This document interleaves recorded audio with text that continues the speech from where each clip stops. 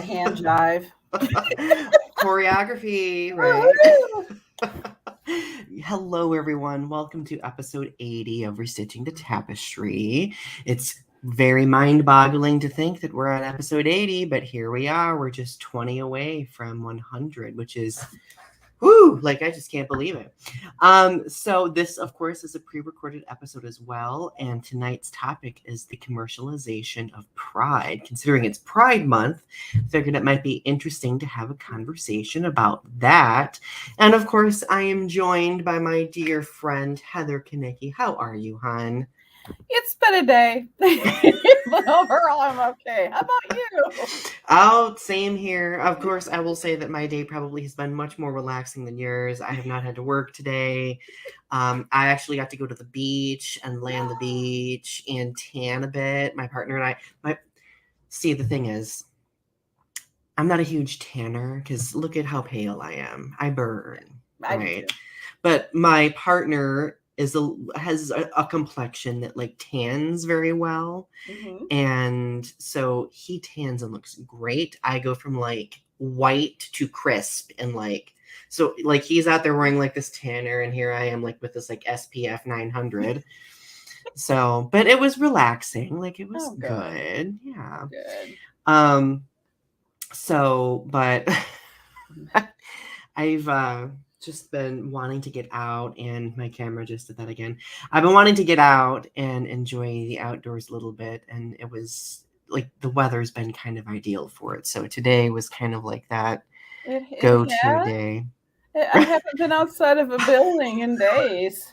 You've not even seen the light of day. There's a world outside of my office. Whoa! Surprise! Ooh.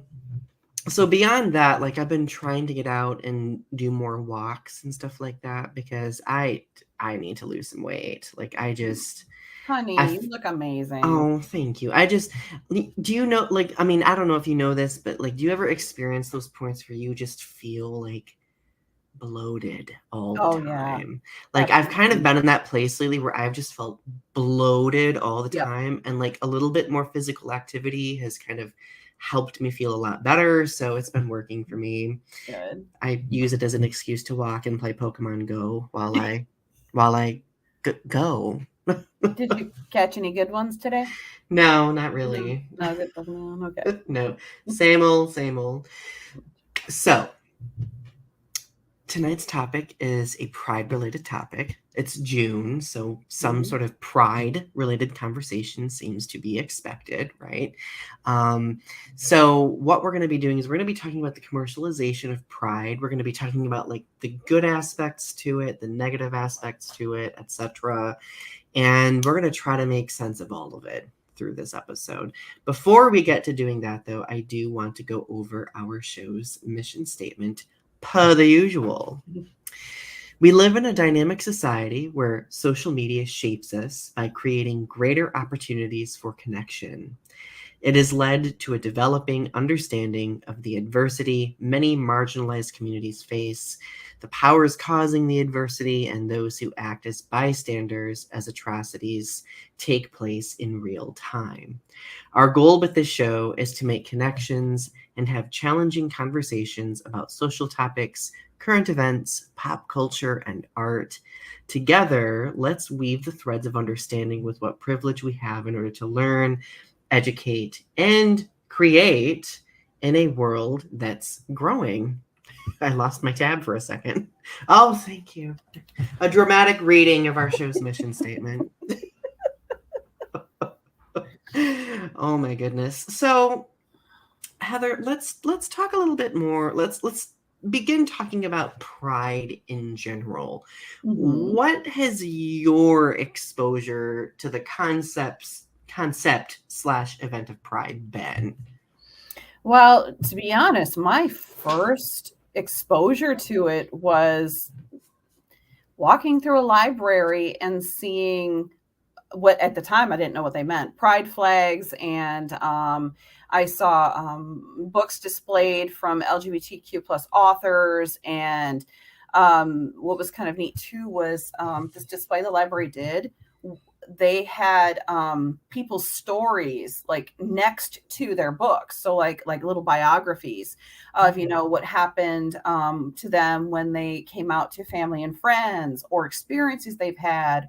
That was actually my first real exposure to it. I didn't really understand much about what it was.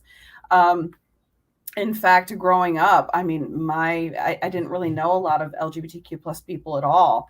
My first real exposure would have been, say, college. But you got to remember that when I was in high school, and no comments on my age, when I was in high school, the marginalization, actually, not even so much the imposing of the closet, so to speak, to use that terminology, that was the thing. You did not talk about being gay.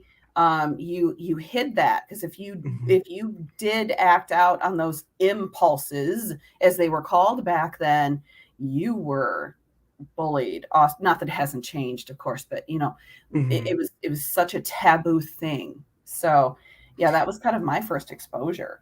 Yeah, like I will say that my high school experience was pretty equivalent. I went to high school in like the early to mid 2000s, and like Pride really was not present anywhere, No. nor were people like really out. Like there were like maybe one or two people that came out like once in a blue moon when the stars aligned correctly, right? Granted, those people often faced bullying, like you were just mentioning. Yeah. But it was just so far out of reach of the high school experience entirely. My first exposure to Pride did not take place until I went to college. I went to Central Michigan University, and CMU had a very active gay straight alliance. I was a part of it, and that's how I was introduced to like Pride events. I've only went to like Pride like maybe one or two times, one time there, and then I went to a local Pride gathering in this immediate area. But in my first exposure, I thought that Pride was just like coming out and being you. But there's a lot more to Pride than actually that. It's like it's bonding with people. It's like if you go to larger Pride events, you get to experience vendors and speakers and like games, shows, like all sorts of different things um that one wouldn't normally assume, right? Like, I know one of my favorite things, like a lot of like Pride events will have like drag shows. I love drag shows. They're so fun. Oh, I would love to see one. Right. I've never been to a Pride event, which I'm actually going to be remedying that this month. At one point, I'm going to be doing a book promo at a Pride festival here in Bay City. Yep, Really? I'm going to be doing a book promo there, so I'm very excited. Because and it's really funny too, because I learned in that library expo I mentioned about what it means to be an ally. And I was like, oh, that is so cool. And it was really interesting too to read people's stories and to see what they went through and to realize that it's a culture. It's not, It is. it's something to be celebrated. It's not something that should be hidden, behind closed doors. It was kind of cool to be, actually, I think you're the first person who actually called me an ally. I think you're the first person who used that term with me.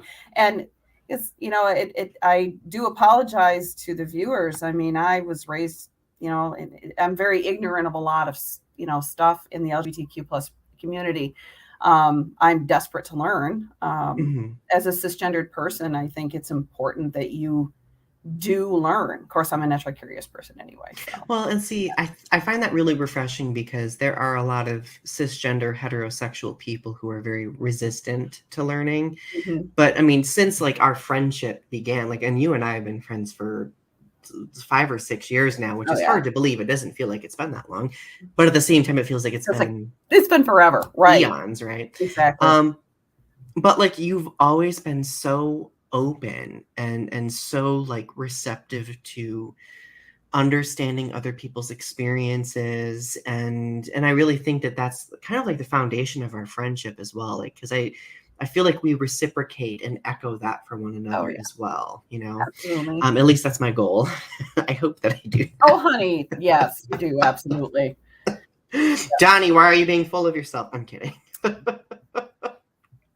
You're so funny. I So, know, I try. yeah. That's really awesome though that you got that opportunity. Like I have no doubt that it'll be a really fun experience for you. Mhm. But yeah, like Pride can be, of course, a very diverse experience depending on where you go. Like our little Pride here in the Great Lakes area pales in comparison to like prides that you might see out in like LA or in New York, etc. Because those have like they're bigger in general. So Right. right. So they're gonna look drastically different than what we're exposed to. Um so like additionally, one thing that I really have enjoyed going to Pride is just being able to see all the different people and being able to listen to other people's stories as well. Mhm. I know like I've like people will travel from miles and miles and miles to go to Pride. Like I know when I went to the one at CMU, like we had people all the way from like the UP that would come down. Oh, that is so cool. And like and it just shows you that it like really goes out of its way to bring people together, Mhm. which is super empowering to me. Um so let's talk like obviously one thing that has been brought up in conversation over the past few years has been the commercialization of Pride, right? Mhm. So as Pride has become more popular over the years, as it's become like this kind of powerhouse in promoting, diversity, inclusion, representation, it's also become like a commercial powerhouse in that, a lot of different institutions / businesses want to participate in it, Mhm. not only from a commercial aspect but also to demonstrate that they too value inclusion and diversity, right? Right. But there's been like a lot of conversation about the fact that this commercialization is kind of taken on a toxic, you know Yeah. you know gravity, let's just say. I do have one source that I wanted to reference really quickly that talks about this. It's called Corporate Pride, the Double-Edged Sword of Commercialized Pride. And it specifically says, critiques from within the LGBTQ plus community of the commercialization of Pride are various, valid, and not exactly new. But as the corporatization of Pride reaches a fever pitch, the real danger lies in any assumption that commercial visibility equals victory in the movement for LGBTQ plus rights, and in losing sight of who's been excluded from that equation all along. Okay. Now, my understanding of that is it suggests that a lot of institutions and businesses want to jump on the bandwagon, but Yeah. we don't really know what their intentions are. Have you Yeah. noticed any of this from your perspective at all? Yeah, I actually have. And to me, I also think that one of the problems is that I think what it really means gets lost. It's, there are, for example, clothing companies that for the month of June will come out with lots of pride clothing items, which is, I mean, it's awesome. I mean, t-shirts and whatever. But it's like as soon as June is over, that stuff just disappears. It's like, okay, we waved our flag for exactly 31 days. We're done. It just, I don't know. I think if you're truly going to be an ally and an advocate, shouldn't that stuff be on the shelf year round? And I think having an entire month to celebrate LGBT plus pride is amazing. I think Mm-hmm. that's great. It makes me concerned though that with this commercialization, do we just sell more in June and then the rest of the year is just eh? Right. And also, like, what does the commercialization say? Does Yeah. it say that the LGBTQ plus community is only valued when they are able to consume? You know, Interesting. like what if they're unable to consume, or what if you are trying to, you know, commercialize a region that doesn't have a lot of LGBTQ plus people who are in a safe place in order to be themselves, right? Like Yeah. there's so many variables to it, and it makes me wonder if these are things that a lot of these different institutions consider, Yeah. you know. Hmm. Um so like, do we want to explore some different retailers and see what they're doing for Pride? I want, Of like, course. I am just super curious right now about what they're Hmm. doing. So let me Hmm. see if I can do a share here. Share, share, share. Do, And do, do, Sunny. do, do. All right. Can you see this okay? Yep, I can see it. All right. So it looks like so this article from Pink News shares some of like the big brands that are releasing Pride clothing this month. So let's see. We have Adidas with some shoes and some like overall things. Definitely not something I would wear. Doc Martin, Converse. Converse has always kind of celebrated Pride, so I'm not really surprised. Kind of cool looking, those shoes, though. Right? Yep. Levi's. Hollister, okay. No. See, this is a very popular slogan that you'll see, like "Live loud, live proud." It Yep. rhymes, like it's something that's been adapted over the years. Ooh, playful promises. Mm. How sultry. The North Face. I'm not familiar with that brand. It's like an That one's outdoor. interesting. Yeah, it's more outdoorsy stuff, which is extremely cool to see. Well, that explains why my gay ass has no knowledge of it. North Face is like they sell a lot of backpacks. They're the ones that sell the really like with the jacket that the guy that I can't tell. Whoever like this person has, Yes. right? Yeah, the Yeah, it looks like they have a jacket. jacket and some sort of like undershirt too. Yeah. My screen is very small, so I'm kind of guessing. Oh, no, you're good. Oh, Apple has like Cool. an Apple Watch, it looks That's like. really cool. Mm, Gus Kenworthy and Roan. never heard of them. No, me neither. Me neither. But they have a Oh, Pride collection. Target. Target. Equality, a little thingy with a little like button up with a rainbow. That's cute. I like Mm-hmm. that. Pride, apparently they have like a wider collection. We'll have to go look at that in a Yep. second because I'm curious. I'm just curious to see like what all of this looks like. Oh, they did brats. Oh, I said brats. I'm thinking about my Brats. stomach. Brats. Okay, queer and unapologetic.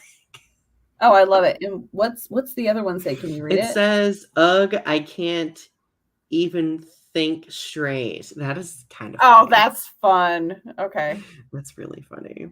Oh, it's like their first ever same-sex couple dolls. That's really Oh. nice. And then Diesel. Oh, they're paying homage to a queer artist. Very That's kind of cool. cool. Skagen, new look. It's a very retro look, isn't it? Mm-hmm. Sanook, Blue Bella. There's like a Oreo.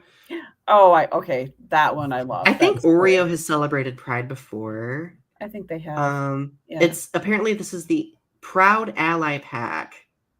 That's kind of cool. Oh, that is cool. Yeah, so like an appeal to allies and stuff like that. Mm-hmm. So like it shows that there are a diverse amount of like companies that are doing this. Now I will say that there are some instances where I will like look at what Pride options they have and be like, you can tell that this was like a half thought last minute thing, right? Yeah. So do we want to look at what Target has, like what else they have? Sure. We're gonna Like, go shopping. this is just quickly turning into like exploring what different places have. So Target has their Take Pride page.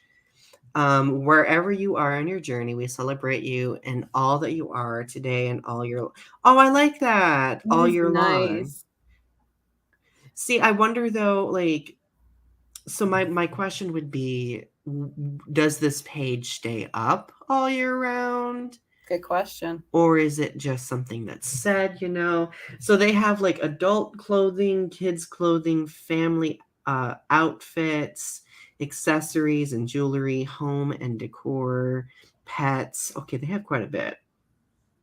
Let's I'm look digging the rainbow socks, by the way. where do you see right here, Right right? there. Yep. Let's look at the Bullseye's Playground really quickly. Let's see here. So it looks like these are little collections. Like they have, Oh, wow, they have like cute. a pride. They have an intersex collection, a gender fluid collection. This is actually really inclusive, I would That say. is. Asexual pride, transgender pride, pansexual.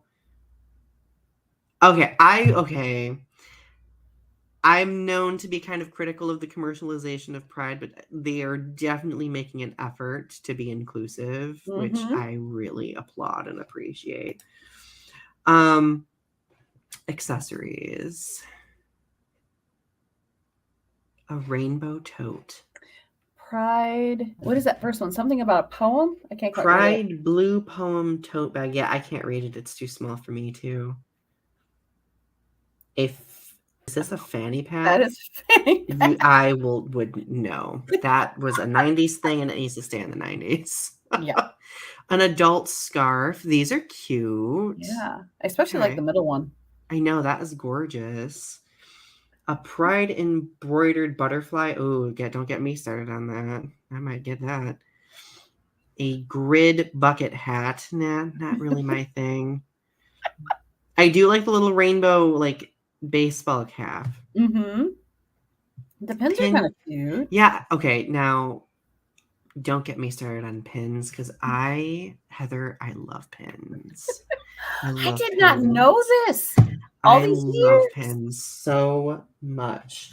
And you know what I just realized? Like they have like a Pride fan down here, and I had a Pride fan, but I don't have it on me right now. I'm kind of annoyed. So they have like some good stuff. Okay. Yep. I love how I came into this being like, I'm gonna tear apart what Target has, but they actually have some cute stuff. And then they have party supplies too. I love that. Okay, home and decor. Why is a bag? I want to know why a beach bag is in home decor. Did they just run out of ideas? I don't know. But they have like a 4-pack shot glass. One says granola gay, chaotic bisexual, the resident astrologist, and the group mom. I love it. That is so funny. I could Cheers. see. Oh my God. Cheers, queers. I might need that mug. Oh, Heather, I can't find anything gaudy. Is there anything gaudy? Sorry, not saying much. It's gaudy. Yeah, the you're here, I'm queer. I mean, Wait, scroll down. Look at the mat that it says I'm coming out. Isn't that cool? that is cool. I like that. That's nice. Oh my God. Did that say? Let me be perfectly queer. Did you read the candle name? Butch, please. I literally can't right now. I know, that's funny. They have a 2-page or 3 pages. Candle. This summer of 1969. I don't know if that's supposed to be suggestive. Yeah, I don't know. And then, or if that's like noting historical significance. It could be either. Look at the little planner. It says this plant has no gender. That's cute. Yeah. I like that it's also like a gender neutral color. Mm-hmm. Proud towel.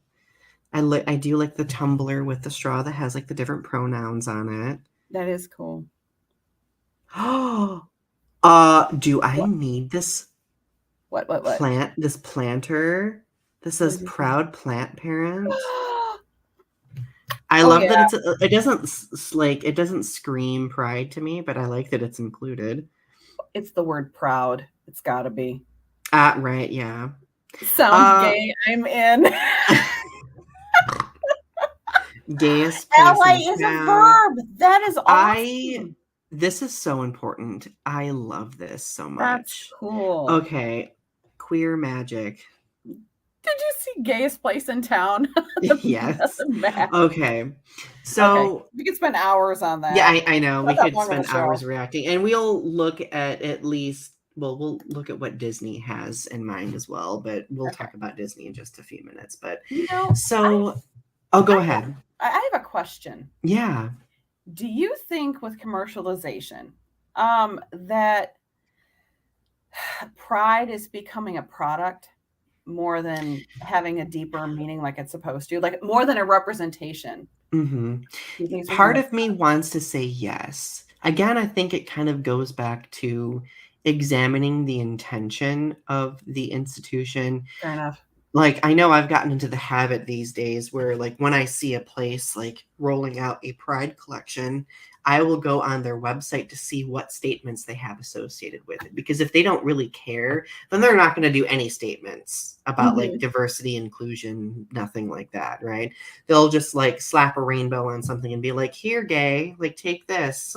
Well, and that's my fear of that. And I never thought about looking at their statements. That's brilliant. I never thought to do that. Right. Well, and I actually tell people this as well, like when it comes to like especially when we're in election cycles as well, Oh yeah. look up statements on like different retailers' websites as well, because some retailers will actively support anti-LGBTQ plus endeavors by supporting specific politicians that don't support those things, right? Ooh, I didn't So know. like I've gotten into the habit of being like it's always a good thing to look up statements with regard to not only pride but also like different retailers and what impact there might be on the community, because Right. many may not see it, but that the impact can be so subtle and beneath the surface, right? Hmm. um I want to talk about and I think that we actually might have an episode later on about being an ally, but I just wanted to talk about that a little bit more about b- like being an ally. Like, ally is a verb. Like, what does that mean to you as an ally when you hear that?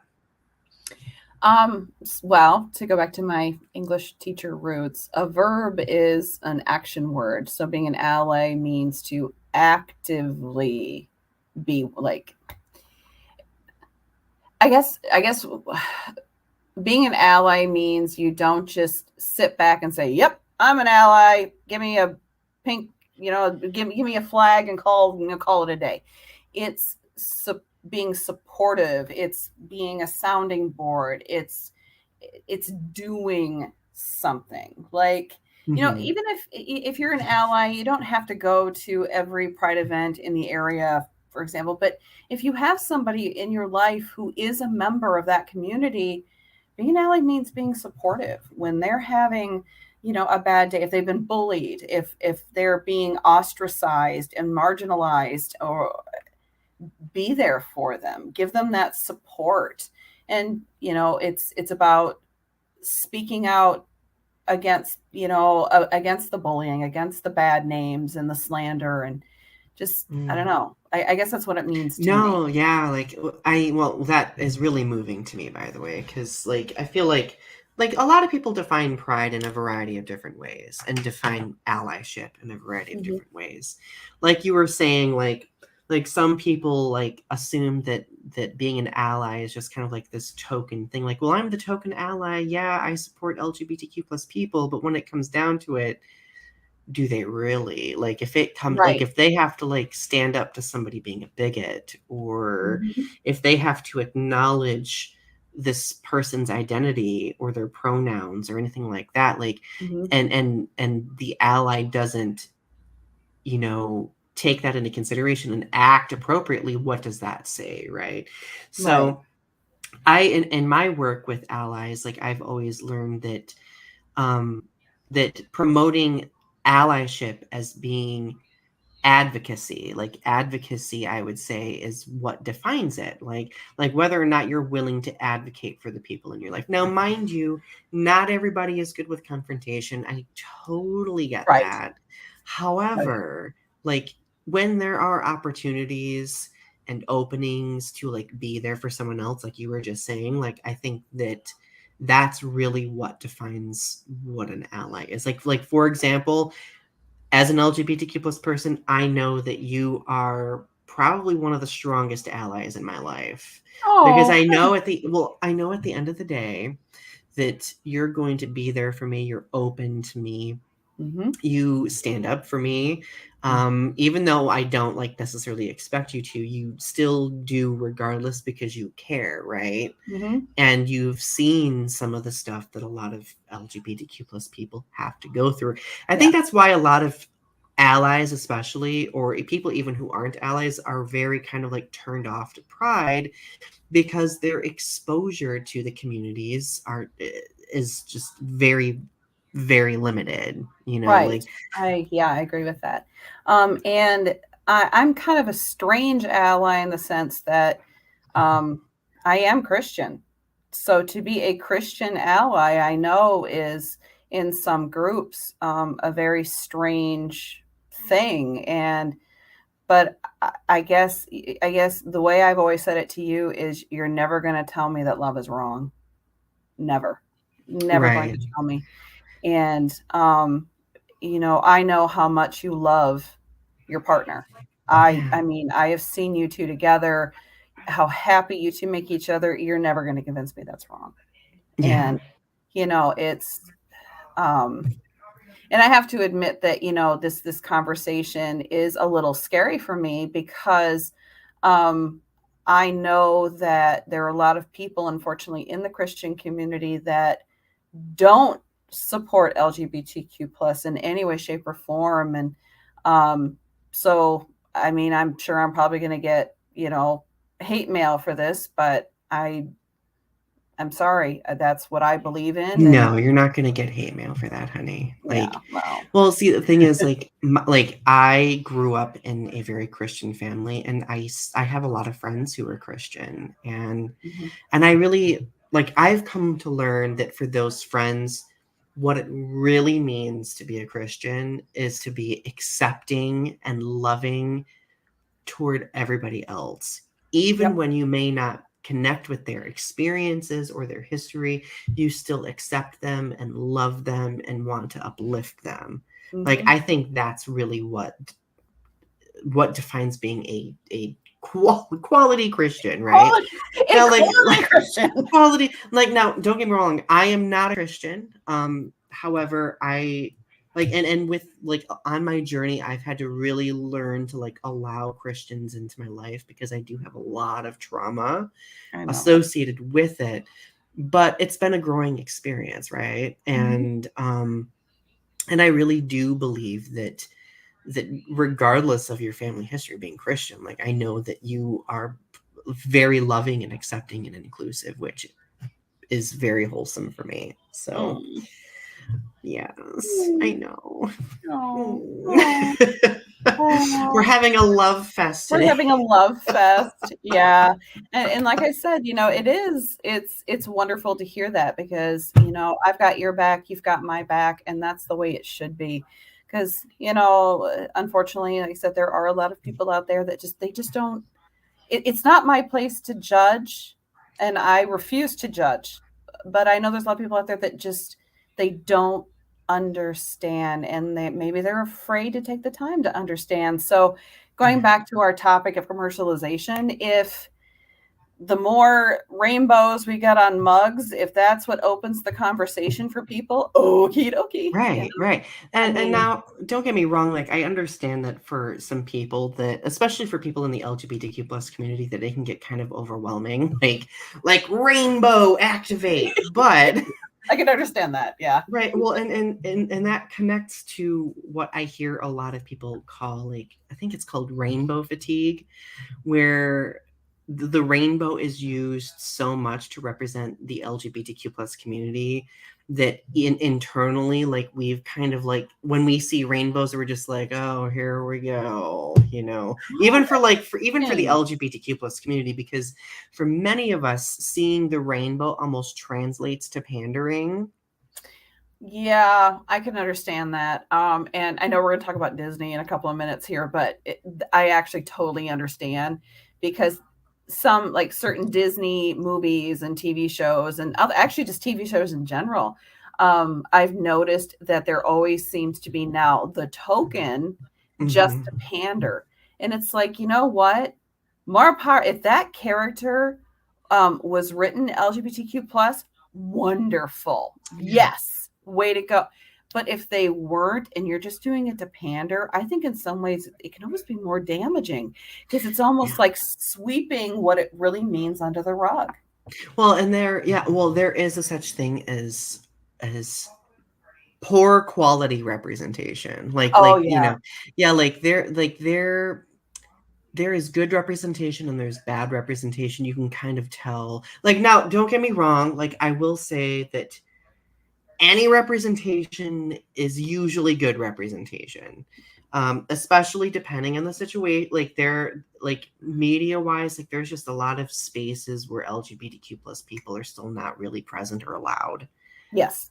Fictionally, or even like as producers or creators or workers, you know. But I do think now that it's improved over the years, we can have better conversations about, like, okay, well, what goes into quality representation? Like, what goes into making a good, meaningful character that works, right? That does something for the LGBTQ plus community, but also allows non-LGBTQ plus people to take something away from that character. Does that make, I don't know if I'm making sense. It makes sense. And as you were speaking, I kind of remember, this was years ago, when the Harry Potter franchise first came out. There was this rumor, or I don't know where I heard it, but I'm sure you've heard it too, where somebody said, actually, I think it was on theonion.com is where it came from, that Dumbledore was gay. And the people were just up in arms. And I can remember sitting back. Oh, yeah. I remember sitting back and going, wouldn't it? Okay, so he's gay. Well, Wouldn't that be kind of cool? I mean, J.K. Rowling, even though I really hesitate to bring her up because she is very problematic right now. I don't know if you've heard of anything about that. No. She basically is very transphobic. Oh dear. Okay. She's made like we still love Harry Potter, of course, but Yeah. she's still she's made some very concerning things. I'm probably gonna have like some J.K. Rowling trolls attack me for making that statement in this, video, but I don't care, but like, she herself has said that Dumbledore is gay, from what I can recall. Really? Yeah. See, And I think it's been canonized in the films too now, because they have those like Fantastic Beasts films. See, I haven't seen it yet. I've seen the most recent one, or I've seen the other ones. I've seen the first one, but I've not seen I think there's 3 films now. 3. I've not seen I've not seen the second or third film. So, but like I think that, see, the thing is, like, for Harry Potter, like, I think what really frustrated, especially LGBTQ plus people with that, was that when pressed about it, it almost seemed like it was like a very like last minute shoehorned idea that was crammed into, the whole concept, if that makes sense. Kind of like they were saying, fine, we'll let him be gay. Just like, okay, like, all these gays are fans of Harry Potter. I'm going to concede to them and give them a glimmer of a gay character, right? Yeah. Glimmer of a gay character. A glimmer. A flicker of a rainbow. A flicker. A be sequined. Right. Not to be dramatic or anything. Yeah. But now, like obviously I hesitate for us to go too far into talking about representation, because I'm sure everybody is tired of listening to me talk about representation, because we've talked about it so much in the show.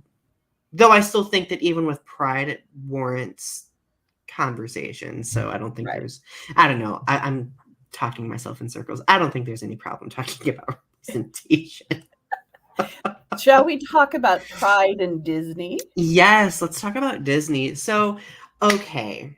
So for years, Disney has received so much criticism because it really hasn't, well, on the representation front, here I go again. On the representation front, Disney has basically not done anything until recently with regard to representation. Disney in the past has celebrated Pride. It's done events like, at Disney World, etc. However, like it's again, it like most places, it like limits it all to like June. It's very fleeting. It's just kind of like this very fragmented thing that kind of gets swept under the bus. I will say though that the recent Don't Say Gay bill stuff in Florida has really kind of put pressure on Disney for even supporting the LGBTQ plus community, which I think is really concerning for me. Now, I will give Disney props, and I'm going to show this, but Disney has been a little bit more active in having conversation about Pride. And they've also, rolled out their own like Pride collections associated with Disney, Pixar, Marvel, Star Wars, and they have like a pretty impressive page with like these different statements talking about like employees and allies, talking about like their contributions, etc. And they are talking about like these different organizations that are receiving funds through essentially they're saying that they are donating all of their profits from the Disney Pride collection to the organizations below that support LGBTQ plus youth and families. That's cool. Yeah, so the Ali Forney Center, GLSEN, LGBTQ Center OC, the Los Angeles LGBT Center, PFLAG National, the Treasure, wow, I cannot speak. The Trevor Project, which I have not worked with, but I've been connected with them before too. Like, so there's like a lot of really good projects and nonprofits that they're donating to. That's really cool, given especially the length of the list. I mean, that's amazing. Right. And to me, as critical as I've been of Disney in the past, like I do think that, yeah, like what they're doing is kind of like as of course commercialization of Pride, but they're using their commercialization for a good cause. Like when I am seeing these different institutions and organizations using their commercialization for a good cause, like that makes it a little bit more palatable, let's just say. Yeah, it's kind of like that step in the right direction thing. It's forward movement, which is good. Right. Well, and yeah, we desperately need forward movement. And I think that it is worth celebrating that they're doing this despite all the state level pressure that they're getting. Oh yeah. From Darth Santas and, like everyone else. And it's, I mean, when you think about Disney is such a powerhouse in the sense that it is a household name. It's a worldwide name. So if something as big as Disney can get behind Pride, even if it's for 30 days in the month of June, 30 days has September, April, 30 days. Yeah. It's 30 days, sorry. It's been a long day. I never can remember how many days are in certain months, so I get My dad taught me this trick with his knuckles. It's like 30, 31, 20. It was kind of funny. It never made any sense to me. So I have to use the rhyme. 30 days has September, April, June, and November. I have to do that. Yeah, I know. I've never heard that before, and I'm kind of... You have never heard it? That is amazing. I will teach you the rhyme. I will have to teach. But and you're such a poetry. Your poetry, amazing with that. It'll make perfect sense to you. But yeah, anyway, I'm sure it'll definitely help me remember those months. Okay, so hang on. I just totally lost my train of thought. The train has derailed. Oh yeah. Oh. So even the train is derailed as it left the station. My train fell off the Sorry, track everybody. long ago. My train went careening off a bridge and then went flying into infinity and beyond. At least yours had a bridge. Mine just went off the side of the freaking cliff.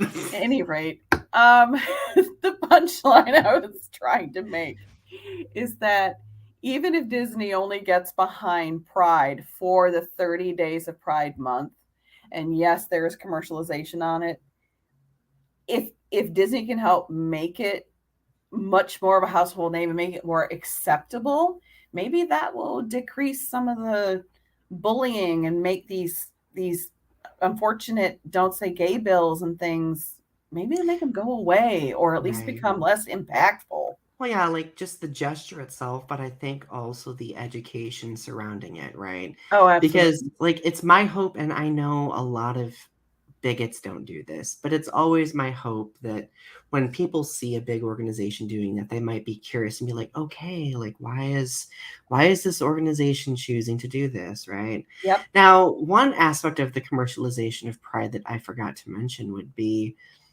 the significance of LGBTQ plus creators selling their work around Yes. Pride, especially. Now, Yep. like, I think, like, yes, I think it's important for us to, like, look at the commercialization of Pride and to kind of, like, weigh it on a scale based on, like, the variables and situations involved, right? Mm-hmm. But I also think that there should be freedom to allow people who are LGBTQ plus, especially, to sell their work and be able to benefit from Pride as well. Mm-hmm. Like I know, like if you go to like a lot of Pride events, like they will have like a lot of LGBTQ plus vendors who will be there, you know. Like for example, like earlier today, like one could argue that I was like being commercializing because I made a post on social media about buying my 2 books for Pride because I was like, Mm-hmm. hey, like it's Pride month. Do you want to read some super gay literature? Like, why not? So and I like and in the past, like I've had people come and be like, well, are you just selling out? Blah blah blah. And I'm like, in my mind, I'm like, hell no. Like No. move, I'm gay. Like I can like You why are? I know. I did not know this. Why didn't you ever tell? I've never told anybody. I did not come waltzing in on a unicorn, riding a rainbow, wearing a tiara and like a gown, cape, and you know. The train. The train. The only train I have is a. Yeah, I think the viewers are probably just like, really, guys? They're probably like, Donnie, what is going on with you right now? Okay, so to be honest, yeah, you're selling your books. Yes, it's a form of commercialization, but I don't think that's not really the heart behind it. No, yeah. Your message in both of your, because I own both poetry collections, by the way. Amazing. If you have not purchased Feats of Alchemy or Carbon Footprint, you have done yourself a disservice. You Oh my must god. purchase these. You're So so anyway, sweet. they're amazing. But your messages in both poetry books are so strong, especially in the Feats of Alchemy pieces. I mean, there's an entire section of these poems called Queer Confessions, and they're all numbered. All right. I'm sure if you watched any of other, Donnie shows, he's read you some of them. But I mean, there's so much power in them, and they're so good at sharing what it was like to grow up the way you did, being an LGBT plus man in a world that was not accepting. Yeah. So, I if you make a few dollars off of that, okie dokie, but the punchline is the message. Yeah. I mean, don't get me wrong. Like the money is a plus, right? Mm-hmm. But I do like you were saying, like I do want to make those connections. Like I Mm-hmm. want to, like I think part of Pride is celebrating our history, Yep. celebrating our stories, and making connections with other people, and showing Great. them that since we are present and since we are existing and thriving, that survival is a template and a model for them to look to Mm-hmm. as a means to help keep them surviving as well. And for allies, like I think pride, like yeah, like it's fun, there's a lot of really cool stuff to do and Yeah. see, and but I do think that pride also can serve to educate allies and showing them our history, the fact that we, you know, have had things throughout history affect us, that we've had a struggle, that we are here. Like a lot of, I know a lot of people, when it comes to the commercialization of pride, like see like all the items and shows and product lines, and they kind of lose track of the fact that pride is more than just the commercial aspect. Like pride Yeah. is about like the acknowledgement that we as a group of people have gone through these different things to get to now, and we still have a long journey ahead of us in order to reach that point of equality and that point of acceptance. I Mm-hmm. personally think that of all times in like the last 10 to 15 years, pride is more important right now than it ever has been. Like going back and connecting to what we were just saying about like those don't say gay bills and those anti-trans bills, like pride almost becomes like a resistance to all of that. Mm-hmm. And if there's any way for pride to make some sort of difference and be able to kind of like help educate and stand up against that, I think that's great. Like I think it needs to continue, right? And Mm-hmm. it needs to be supported. Well, and I think you've made several valid points in all of that.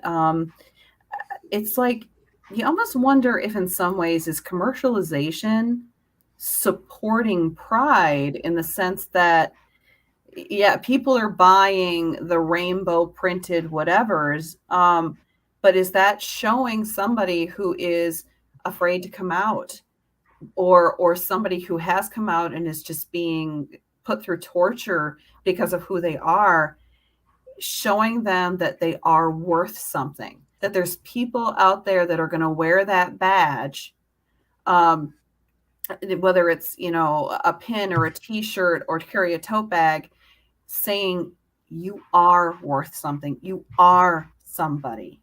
So maybe, I think commercialization is profiting from pride, of course, but I also think maybe pride is profiting in return, in the sense that maybe, if nothing else, at least it can show that there are people out there that do support and that do care. Wow, I hadn't thought of that honestly.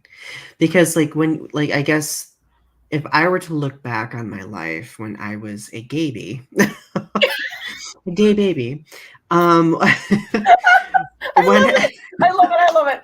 Oh yeah. Okay. Sorry.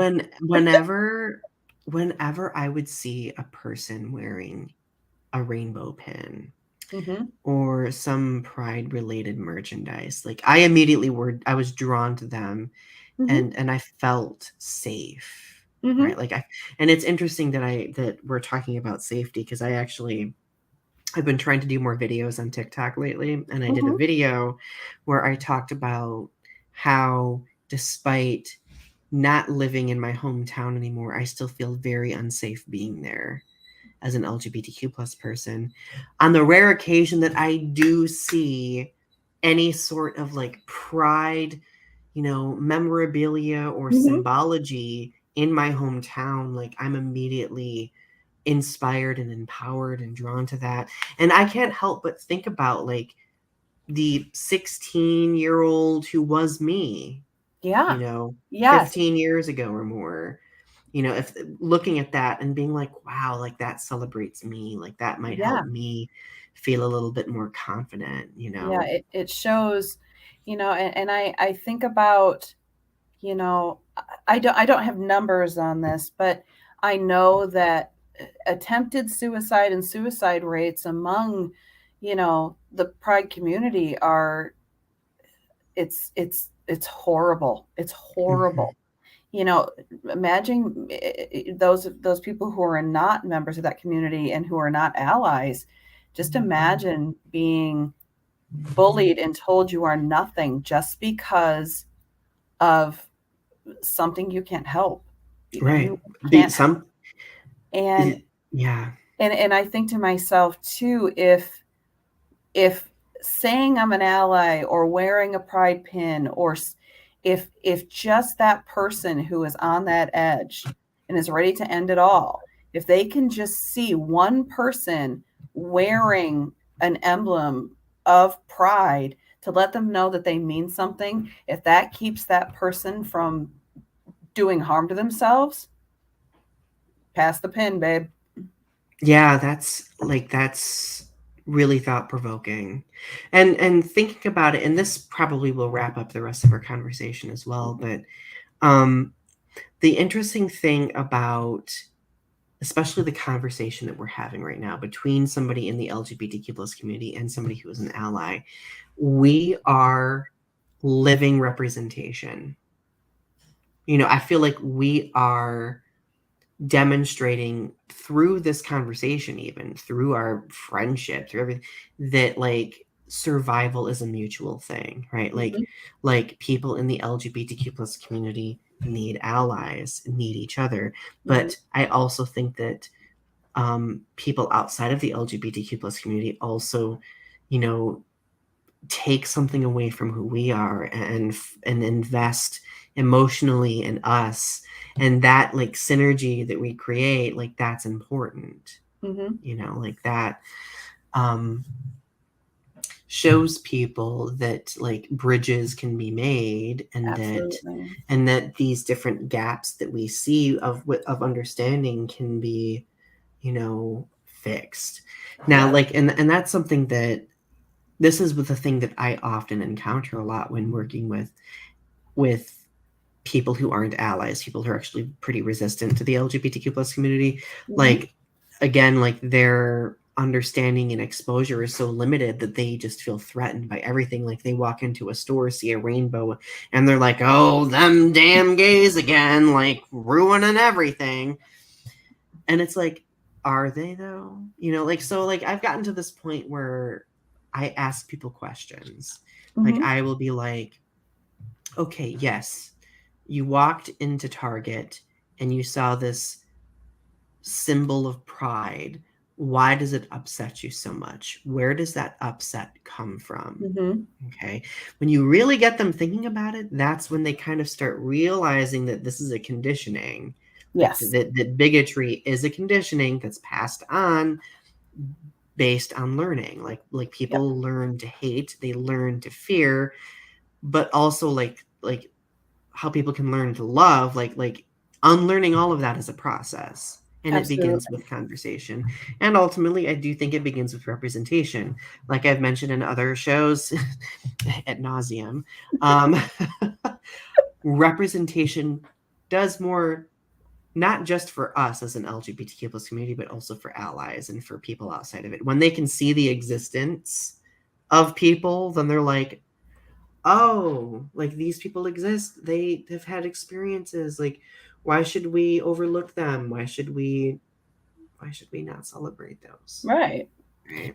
Well, if nothing else, you and I are living proof that, because we did, for all the ways we adore each other, we both came from very different backgrounds. And like I said, I didn't really meet somebody who was a member of the community until I was in college, Right. so I mean, and when you and I first met, I must have asked you, I don't even know how many questions. Just, like I said, I'm a curious person. I love to know things. And but to be a cisgender, Christian female, and become a dear friend to a LGBTQ plus man. I mean, we're living proof that we can be different but still care about each other. Exactly. Well, and I think part of like when you think about it, I think what bridged us is realizing that my upbringing was also very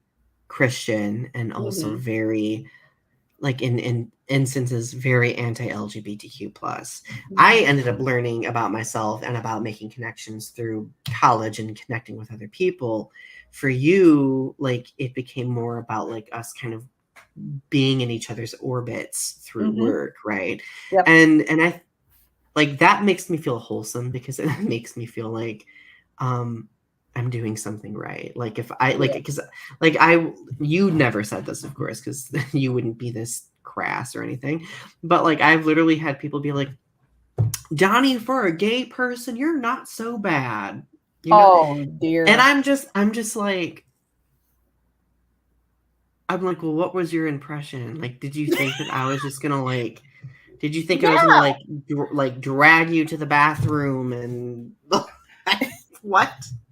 No, like I've had somebody say that before. They were like, Donny, like I was just afraid that you were gonna like come on to me, and I'm just like, honey, you're not my type. You're not. And of course, they get offended, and I'm like, why are you offended? Why are like, you offended? Right. like, You can't have it both ways. You can't What? have I'm your not cake hot and eat enough it for too. you. Oh my God. That's yeah. Well, my friends, the commercialization of pride warrants conversation. I think it warrants analysis and scrutiny, but I also think that it warrants celebration because I like based on what we've talked about here, the commercialization does do good things, not only financially speaking for institutions, but for the LGBTQ plus community, because not only does it fund a lot of what we do and a lot of the spaces in which we flourish, but it also allows people to see others and connect with them if they see them wearing pride, memorabilia. So, any final words of wisdom, my dear Not Heather? really. Although I did promise at the end of the last show that if I did one of the shows in my office, I'd show you guys, part of my book collection. So yes, I get my cell phone out of the way here. That's just 2 bookshelves. I have 2 more in my house. I'm obsessed with your office. You're obsessed with my office? That my Labyrinth poster. I had a thing for him. Daddy I kind of David. have a thing for him. What can I say? I don't blame you. I don't blame you at all. Goblin King, Goblin King. Yep.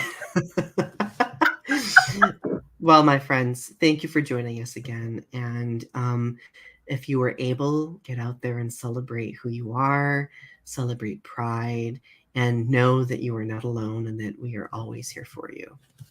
Love you. Bye.